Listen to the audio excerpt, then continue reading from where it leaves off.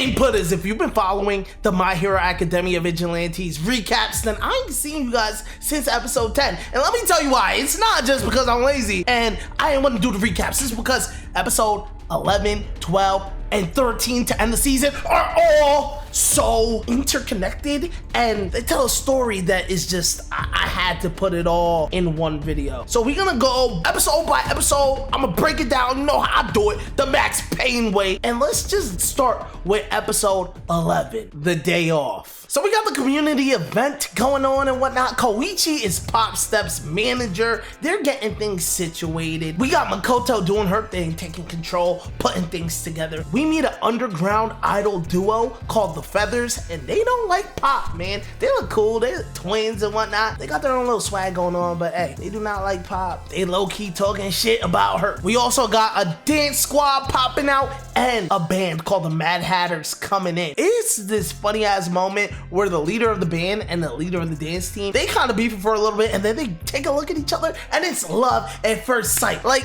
yo, the moment is so funny. I'm like, yo, what the hell is going on? Have you guys ever had love at first sight? Me personally, I remember second grade. Yeah, good times, second grade. Love at first sight. It didn't work out though. It didn't work out. Trust me. I followed her. Okay, let me stop. This episode is slower. It's more of a build-up type of episode. As we're getting ready for the event, one of the Feathers ends up getting hurt. So Makoto, Pop Step, we just figure out what we gotta do to make things work, and we do make things work. And we get a nice little practice montage where everyone's getting ready for the concert. That's kind of funny because normally, you know, in a shonen, you get like a training montage, maybe, you know, go through the training arc. We never got that this season, but we do get a practice montage for the community event. That's something, right? On the other side of things, we see Queen Bee. What is she up to? Man, she over here. She got Slug Boy. I don't remember his name. We just gotta call him Slug Boy or Sluggy. He's captured, and she wants to cause a stir at the concert, the event. And she's like, yo, Pop Step's gonna perform. Don't you wanna go see her? Dude, he's just locked up. And I'm thinking, like, where are this kid's parents? Doesn't he have anybody that loves and cares about him? Because how long has he been down here? And why had no police been informed? No heroes been informed? Nobody's looking for him.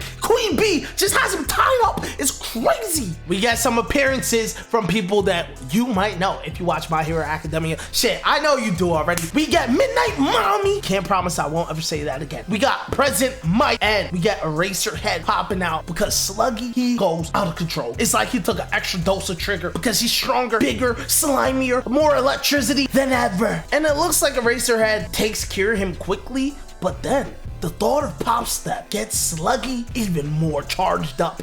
Literally. He knocks out the electricity, and one thing I gotta say is that the animation for this fight is fire. This whole show, the animation is so great, but I'm gonna talk about that more in depth a little bit later. We see Queen Bee getting a boss call from whoever it is that she's talking to, and then OG pops out. It's time. Knuckle Duster is here, and he calls her out. Tamao, that's his daughter's name, by the way. I'm tweaking, I'm bugging, because he tells her, let's go. Your mother is waiting for us. It seems whoever has the bee quirk has taken over Tamao's body. And the showdown that Knuckle and her have, excellent Max Payne moment of the episode. Just so, ooh. I love the way Knuckle Duster fights. He's so smart, he's tactical, he's not only strong, but he sees through a lot of Queen Bee's moves. While she is tactical in her own right and tricky, Knuckle Duster seems to have a handle on what he's doing in this fight. The episode ends with her running away and him chasing her, and man, that showdown was peak. The first half of the episode with getting ready for the event was cool as well, but it was kind of slow. Yeah, we had funny parts, but not enough to crack this episode into A tier, so I'm gonna put it in B tier. Let's talk about episode 12, Goodbye to Dad. I want to let you guys know, I do write down notes when I'm watching about what I want to talk about. It's kind of like script-like. Do you guys mind if I look and read the notes? Or do y'all like when I keep my eyes and my focus on y'all? Let me know in the comments, I would really appreciate it, so I know moving forward how to make the videos as fire as they can be. Picking off where we left off, Midnight talks to Eraserhead, and he tells her although he slowed down Sluggy, he did wrap him up, he did control him. The terraformers were damaged, so the event might have to be canceled. Luckily, Captain Celebrity pops up, and he's pretty much Makoto's lapdog at this point in time. He does whatever she wants. What kind of trope is that called? I have no idea, but he goes out and he gets some generators for us. In the meantime, Pop Step runs out to the stage because it's on her to keep the audience engaged and hold them over while we wait for Captain Celebrity to come back. And she does start off a little weird and quirky. However, she does start winning them over, and the song she's performing is amazing. And has anybody noticed the lyrics of the song? She's basically talking about Koichi. You don't remember me? I can't forget that day. You're forever a hero in my heart. Some of the bars from that song. She was really inspired by Koichi. Is she obsessed with him, or what is it? Does she love him? Is she just really thankful? I don't know the true dynamic of her feelings toward him at this point in time, but it was a fire song. I also gotta mention, when she was running out to the stage, we had an elite transition to Queen Bee running away from Knuckle Duster. Queen Bee gets backed into a corner and has no choice but to inject herself with Trigger. Knuckle thinks it's all going according to his plan, and we even get a flashback with him and his daughter. She was into music as well, so maybe that's why she wants to interfere with this concert, because even though she's a host for the Queen Bee quirk user or whatever the case may be, maybe she has a semblance of her old personality. I don't know how that works specifically. They didn't really get into it, but Knuckle got surprised. Queen Bee hit him with the electrifying move, and he looks cooked. He looks down for the count. She runs away. All while this is going on, we got a fire concert happening. The training arc, that's what we could call it, from last episode. It paid off. We get a great performance.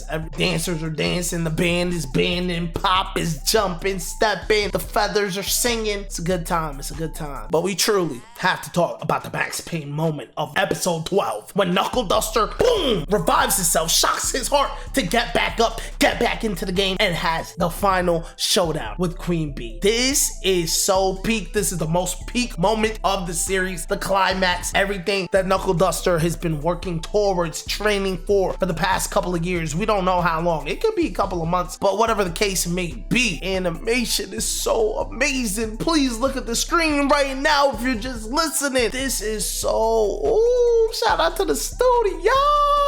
Knuckle was prepared to do anything to get his daughter back, and he's able to get the bees out of her body by the end of the confrontation, including the main Queen Bee, which somebody gotta explain to me, what is the bee? The bee took over Miles' body, but is it like a heteromorph thing? I'm pretty sure that's what they're called in this universe, where like it's a person but it's like animal hyper thing, or is it just a bee with a quirk? Because once it came out the body, it couldn't do anything. It was basically like a parasite. Or is the main quirk user still out there and that was just the strongest version of its power? I don't really know, but we do see this guy we've never seen before talking about honey and bees. He captures a remaining bee because Knuckle Duster thought he destroyed all the bees and the Queen Bee, but this guy, he puts one of the bees in a container and he's walking with it. Maybe he's the true user, I don't know. He does mention something about all becoming one, which I don't know.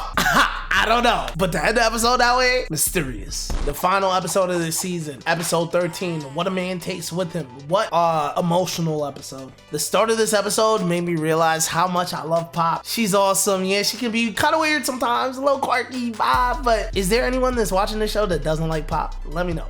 Why?